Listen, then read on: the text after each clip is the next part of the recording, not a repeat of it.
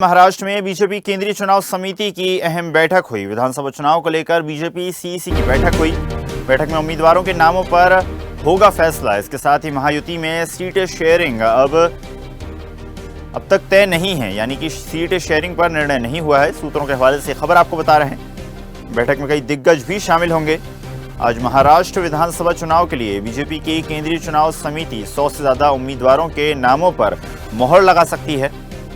महाराष्ट्र की 288 विधानसभा सीटों पर अभी एनडीए की महायुति के सहयोगी दलों में शेयरिंग फाइनल नहीं हुई, यानी कि लगातार मंथन जारी है। वर्तमान में बीजेपी के 103 मौजूदा विधायक हैं।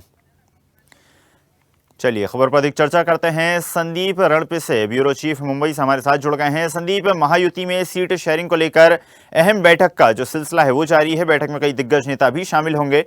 क्या लगता है आपको, मंथन से अमृत निकलेगा?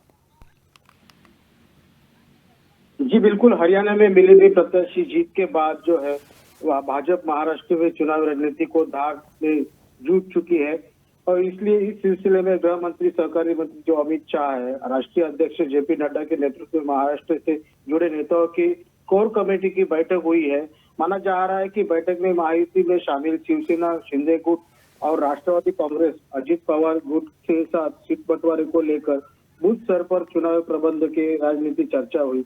288 सीटों पर जो है महाराष्ट्र में जो है भाजपा जो लगभग 160 सीटों पर उम्मीद उतारने की तैयारी में है। जो कोर कमेटी की बैठक में भाजपा के साथ वरिष्ठ नेता ने कहा कि महायुति के गठबंधन में बंटवारे को लेकर ज्यादा खींचतान स्थिति नहीं आनी चाहिए।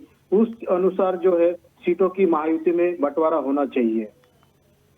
जी संदीप, जिस तरह से आपने बताया कि लगातार महायुति और अन्य दलों के बीच जो बैठक का सिलसिला है वो जारी है, लगातार मंथन जारी है। क्या लगता है आपको, इस बार भारतीय जनता पार्टी का प्रभाव और अन्य दलों का सहयोग किस तरह से मायने रखने वाला है?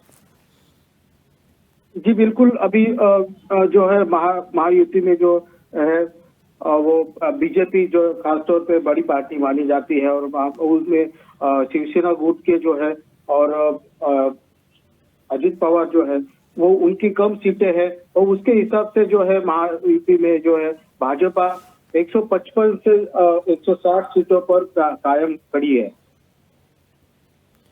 संदीप, जिस तरह से अगर महाराष्ट्र की राजनीति की बात की जाए तो जिस तरह से पहले देवेंद्र फडणवीस सीएम रहे, उसके बाद एकनाथ शिंदे मुख्यमंत्री बनाए गए गठबंधन की सरकार में, क्या लगता है आपको इस बार एक बार फिर जो महाराष्ट्र का ही चेहरा होगा उसी को मुख्यमंत्री बनाया जाएगा या फिर किसी अन्य जो है समाज के नेता को जो है भारतीय जनता पार्टी इस बार मौका दे सकती है अगर बीजेपी की सरकार बनती है तो?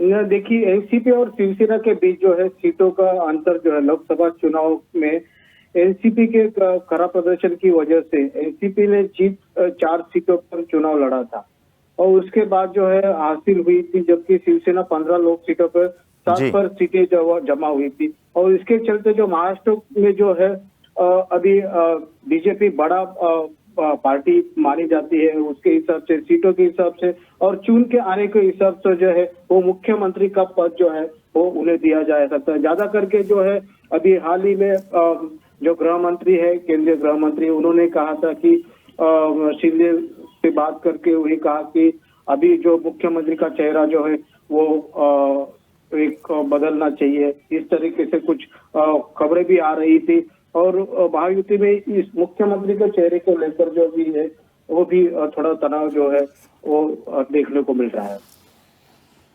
चलिए, धन्यवाद संदीप जुड़ने के लिए और जानकारी साझा करने के लिए।